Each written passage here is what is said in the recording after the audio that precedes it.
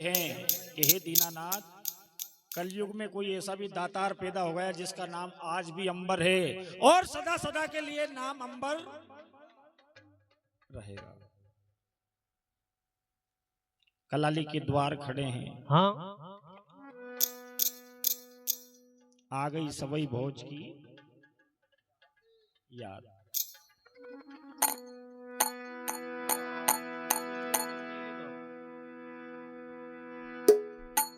सवई भोज महाराज की कीर्ति गाई। हाँ ऊपर कलाली ने महल में आवाज सुनी। हाँ। ये आवाज तो भाट जी की लगे है, जय हो। पर आज 12 साल बाद ये बगड़ावतों का भाट जी अठे कटे आ गए। हाँ दासियों को हुक्म दिया, बोले जाओ नीचे देख के आओ। हाँ ये तो ऐसी आवाज लगे कि कोई चचू भाट जी गा रहे हो, हाँ। क्योंकि इस शैली में भाट जी के अलावा कोई गा ही नहीं सकता। वो राग, वो शैली गाने का भाट जी के अलावा कोई इस शैली में नहीं गा सकता। जय हो। जाके देख के आओ कौन है। दाशा नीचे आई, फाटक खोल के बाहर जो युवक खड़ा था उससे पूछा, मानवी हाँ कौन हो तुम? बोले मैं चचू भाट जी हूँ। बोले भाट जी हूँ? बोले हाँ। बोले चलो आपको हमारी बाईसा ने ऊपर महल में बुलवाया। नाम ठावा था, दूर दूर तक नाम की चर्चा थी कलाली की। जय हो। सब बाईसा बाईसा करके निवेदन करते थे कलाली से। हाँ बोले चलो आपको हमारी बाईसा ने ऊपर महल में बुलाया है। हे। बोले जाके तेरी भाई साहब से कहना हाँ। कि नीचे बगड़ावतों का चचू भाट जी खड़ा है हाँ। और उसे नीचे बुलाइए। जय हो। दाशा फिर गई ऊपर, निवेदन किया बाईसा की जय हो। क्या बात है? बोले बाईसा हमने कहा था कि ऊपर चलो आपको बुलाया, मना कर दिया। क्यों? बोले कहने लगे कि मैं बगड़ावतों का भाट जी हूँ और आपको बाईसा नीचे बुलाया है। बोले भाट जी है? बोले हाँ। इतनी बात के सुनता तो पांव में जोड़ी चप्पल भी नहीं पहने और तुरंत महल से बाहर आई। कटे हैं भाट जी? हाँ। भाट जी इधर देख रही उधर देख रही। चचू भाट जी ने कहा इधर उधर क्या देखे कलाली, हाँ। मैं यहीं तो खड़ा हूं। अब कलाली ने गौर से देखा। बोले 20-25 बरस के नवयुवक अपने आप को चचू भाट जी बताने वाले, हाँ।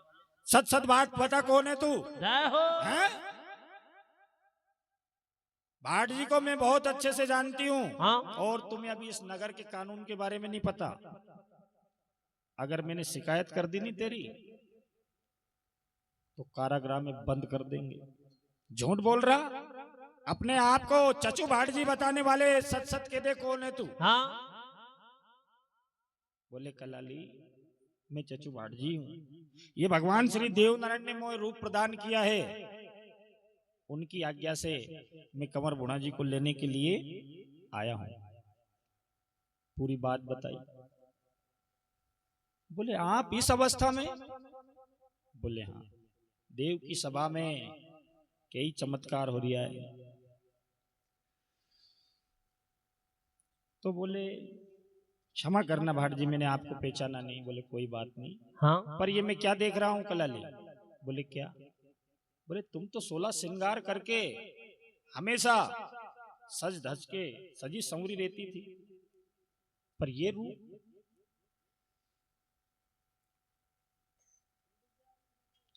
धनी मर्या तो महाराय कलाली, थारा तो जीवे राण का सरदार। हाँ। काजल टीकी क्यों तज दिया तूने, क्यों तज दिया 16 श्रृंगार। कलाली ने कहा भाट जी हाँ। काजल टीकी 16 श्रृंगार जब करूंगी कि महारा कंचन कोठा पे आर बैठे वो बंगली घोड़ी को असवारे। इतनी बात सुनी। भाट जी ने कहा कि ये बात छोड़ दो कलाली, अब वो दिन गए ये और उन रास्ता का गया कभी लौट के वापस नियावे। नहीं आया है। सुनी कर गया गोट नगर में, सब सो गया रणभूमि के माए। हाँ। और साधु ने कर गया मतवाड़ा घर घर की। पनिहार। वहां के जाने वाले कभी वापस लौट के नहीं आए हैं। अंदर ले गई महल में, भाट जी के स्वागत में 1-2 बाटल रख दी मद की। कलाली थी, हाँ। ऐसा मद बनाती थी अब भाट जी ठहरिया, इनके तो चले। तो भाट जी ने 1-1.5 बाटल को ज्ञान कर लिया।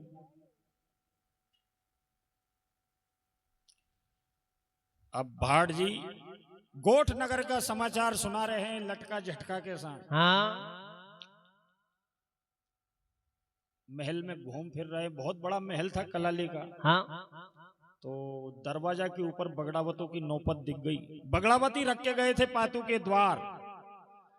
भाट जी को आज अपने दातार की जैसे याद आई, बोले या नौपत तुम्हारा जजमान और की है 12 साल हो गए ऐसे यहाँ रखे रखे। हाँ ना तो किसी ने साफ करी, हाँ ना धूल हटाई। हाँ बगल में एक दौड़ो पड़ियो तो डंडो आए उठा के भाट जी नौपत के ऊपर जैसे ही डंका देने लगे।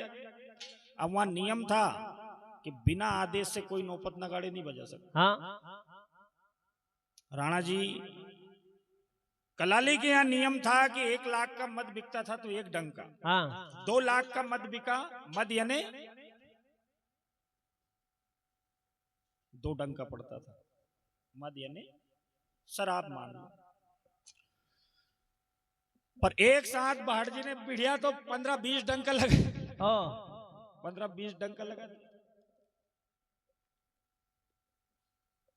अब दारू वाला तो ऐसा ही रहे साहब, कोई की नहीं सुने। और क्या, जो मन में आया हाँ वहीं पढ़िया है ने।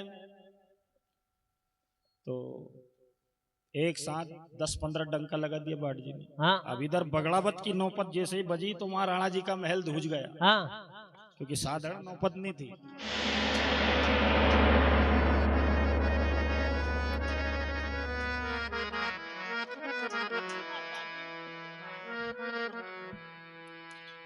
हे मद